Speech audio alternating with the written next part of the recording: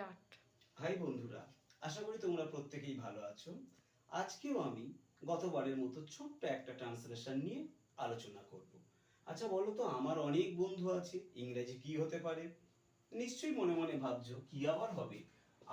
I have many friends. তবে তোমরা কি জানো যে এই ট্রান্সলেশনটাও সম্পূর্ণরূপেই ভুল? কিসের কারণে ভুল?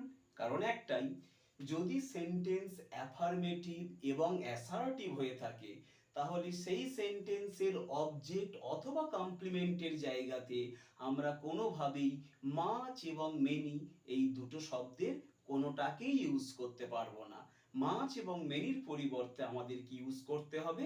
আ লট অফ। অর্থাৎ এই বাক্যের ট্রান্সলেশন হবে I have a lot of friends. আশা করি বিষয়টি তোমাদের ভালো লেগেছে। যদি ভালো লেগে থাকে চ্যানেলটাকে সাবস্ক্রাইব এবং ভিডিওতে একটা লাইক করে দিও। Thank you.